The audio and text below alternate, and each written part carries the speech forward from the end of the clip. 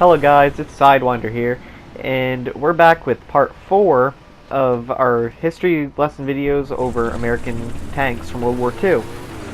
So, this is going to be the finale of this little mini-series part.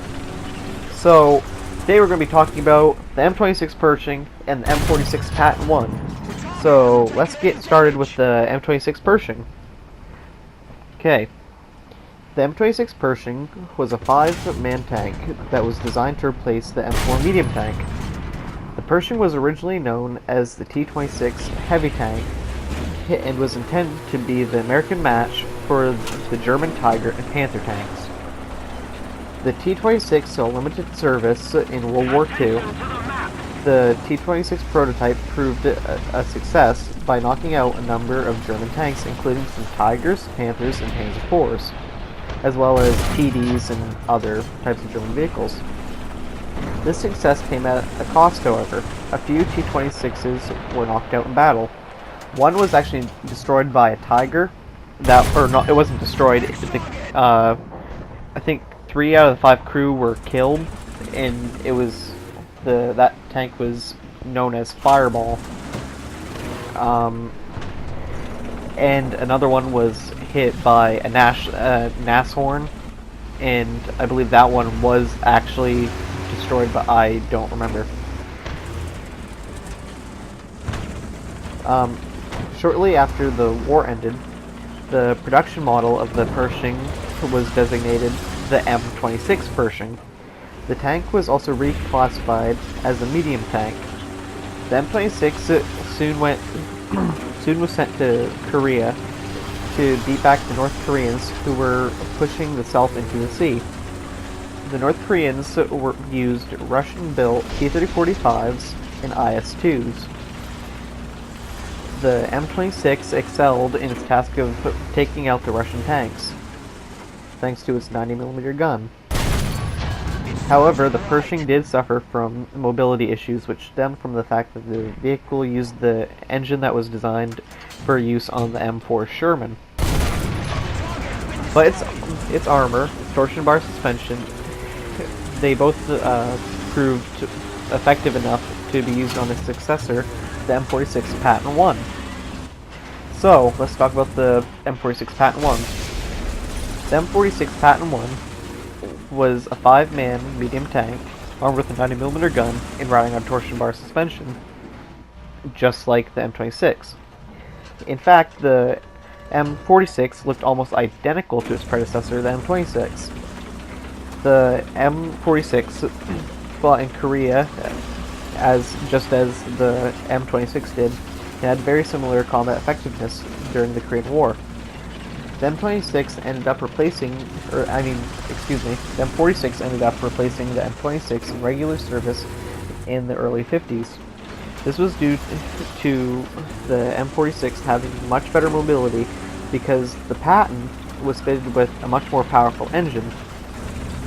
Both the M46 Patton and the M26 Pershing were used as mobile artillery pieces by the end of hostilities as the war became a stalemate in Korea. Attention to the map!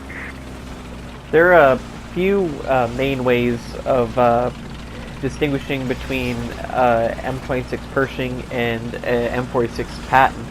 However, the M46 Patton has a smaller wheel at the very back of the tracks, just below the rear idler wheel, I believe is what that's called, and that was to put torsion on the track so it wouldn't slip or anything like that, and that's exclusive to the M46 Patton series. It's not present on the M26 Pershing. Another thing is the exhaust is on top, and on the top rear of the tank's hull, on the engine deck there, as you can see. The Pershing, it just comes out of the rear of the vehicle. Another thing that is used to distinguish by them really quickly is There's, I believe it's a fume extractor at the end of the barrel on the M46. So those are just the quicker ways of discerning between the two. This Pershing that I'm currently using is actually a different type of Pershing. It's kind of a special Pershing. This is M26 E1 Pershing, and the E1 Pershings are pretty interesting.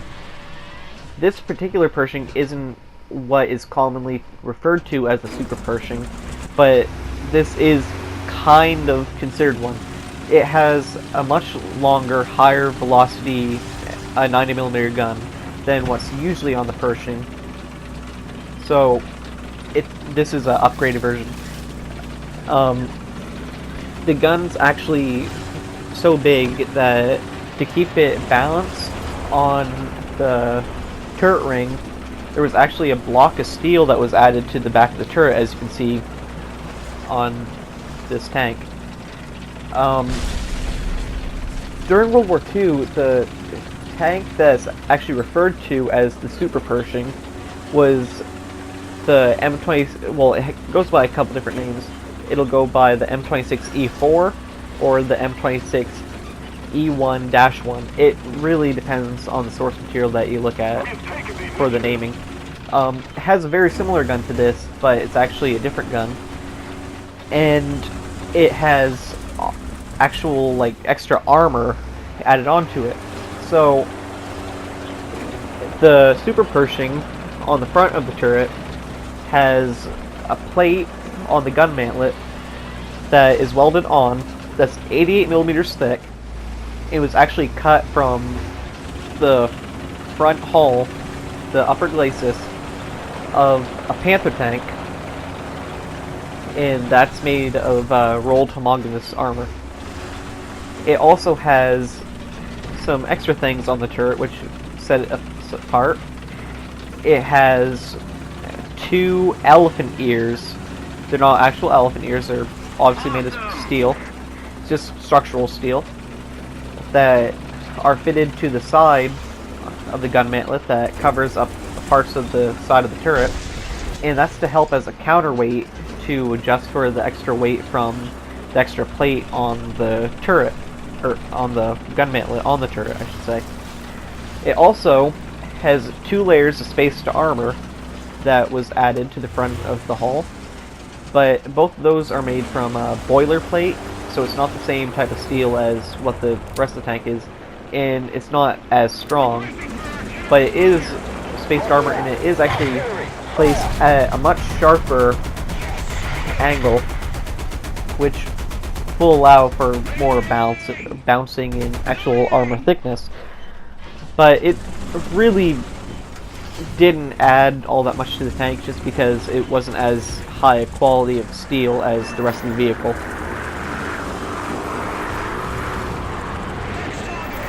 Oh, and you can see here, I actually shot down an airplane with the roof-mounted 50 caliber machine gun on this. Another thing to add about the M26E1, this current Pershing that I'm using, instead of having a coaxial 30 cal, it actually has a coaxial 50 cal, as well as the 50 cal on the roof, so it actually has some pretty decent firepower with it. The M26 and M46 series of tanks, they were eventually replaced by the M47 Patton 2, and that M47 Patton 2, really the only differences are the turret, really. It's a completely redesigned turret, and the very front of the hull has also been redesigned. It has more of a slope to it, which provides much better protection, but still has the bow gunner and all that. So they're more or less the same tank, just has a different turret. But that's beside the point.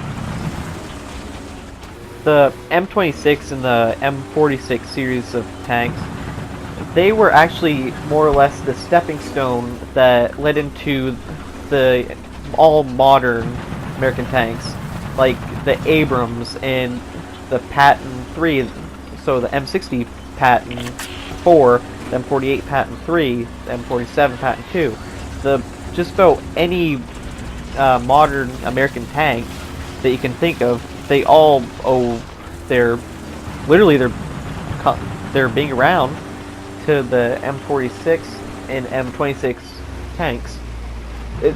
They were really when America actually put a decent tank on the battlefield that could actually take fire, return it, all balanced and well for its time. Although the Pershing was slow and the M46 fixed some of its issues, they're more or less the same tank. They really are. They look identical. They pretty much behave identical. But it's really important to remember tanks from World War II. Yes, the M46 wasn't in World War II, it was from Korea, but it's just a modification of the M26. But we're reaching the end of the video, so I'd like to thank you guys for watching. Please like, comment, subscribe, tell me what you think of the video, and really just have an excellent day. I'll see you guys in the next video, and talk to you later. Bye.